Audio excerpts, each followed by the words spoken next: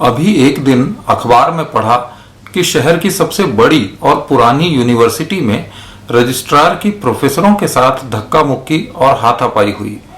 इससे पहले गाली गलौज भी हुई ही होगी। दोनों तरफ से एफआईआर दर्ज हुई है। नई शिक्षा नीति धन्य हो गई। अभी देश के बजट का सिर्फ 2% शिक्षा पर खर्च होता है तो ये हाल है। 6% होने लगेगा तो यूनिवर्सिटी में एम्बुलेंस खड़ी करनी पड़ेगी। दरअसल हुआ ये कि यूनिवर्सिटी के अध्यापक उन्हें रेगुलर करने की मांग पर धरना दे रहे थे। रजिस्ट्रार उन्हें समझाने आए। रजिस्ट्रार राज्य की प्रशासनिक सेवा का अफसर था। उसे बड़े अफसरों की जी हुजूरी और छोटे कर्मचारियों से तू तड़ाक करना सिखाया गया था। अपने यहाँ वैसे भी प्रोफेसर, वैज्ञानिक, डॉक्टर, इंजीनियर ये सब प्रशासनिक अधिकारियों से छोटे माने जाते हैं। इस रजिस्ट्रार ने भी प्रोफेसरों से कहा कि तुम लोग पढ़ाते लिखाते तो हो नहीं, हमसे ज्यादा तनख्वाहें लेते हो। तुम लोग इस धरती पर बोझ हो और ये धरना खत्म कर दो वरना सीधा कर दूंगा। इस शालीनता भरी समझाइश से रजिस्ट्रार ने सोचा कि अध्यापक अपने अपने घर चले जाएंगे, लेकिन अध्यापक तो अध्यापक हैं। वे घर जाने की बजाय रजिस्ट्रार से धक्का मुक्की करने लगे। इसके बाद 2 प्रोफेसरों को निलंबित कर दिया गया। मजेदार बात यह थी कि इस पूरे सेमिनार के दौरान कुलपति भी वहीं खड़े थे। अपने पद की गरिमा के अनुरूप वे चुपचाप इस कार्यक्रम की अध्यक्षता करते रहे।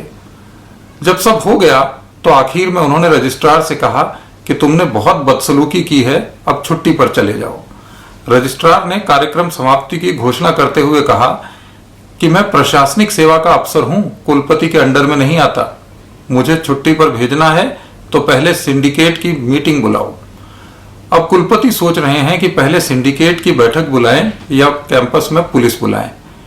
पहले के जमाने में पूरे राज्य में 2-3 विश्वविद्यालय होते थे तो सरकार को उनमें मजबूरन पढ़े लिखे विद्वान कुलपति रखने पड़ते थे। अब एक एक शहर में 20-20 यूनिवर्सिटी खुल गई हैं, तो इतने सारे विद्वान कहां से लाए जाएं? इसलिए बड़े लोग अपने भाई, भतीजों और चमचों को कुलपति बनाकर रख देते हैं। शहर में इतने कुलपति हो गए हैं कि एक जगह इकट्ठा करो तो उनसे छोटा मोटा जुलूस निकल सकता है। पहले के जमाने में रजिस्ट्रार भी पढ़े लिखे होते थे। ज्यादातर यूनिवर्सिटी के टीचर ही रजिस्ट्रार बना दिए जाते थे। अब उनकी जगह प्रशासन और पुलिस के अफसरों ने ले ली है। कुलपति के घर में गार्ड रखने से लेकर उनके मेहमानों और बच्चों को घुमाने के लिए गाड़ियों का इंतजाम करने तक के बिलों का भुगतान ये रजिस्ट्रार ही करवाते हैं। इसलिए कुलपति और रजिस्ट्रार में मौसेरे भाई का एक रिश्ता पनप गया है। रजिस्ट्रार को लगता है कि प्रोफेसर लोग बिना कुछ किए 2-2 लाख रुपए महीना तनख्वाह ले रहे हैं, इसलिए वो उन्हें अपना स्वाभाविक दुश्मन मान लेते हैं।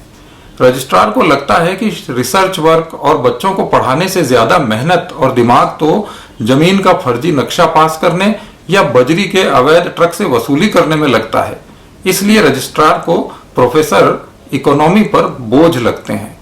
उन्हें यह भी लगता है कि हम अफसर तो रोज 8-8 घंटे फाइलों में सिर मारते हैं, फाइलों के ढेर पर बैठकर बाबूगिरी करते हैं, जबकि दिन में 2 या 3 क्लास लेने वाला अध्यापक उनसे ज्यादा तनख्वाह लेता है।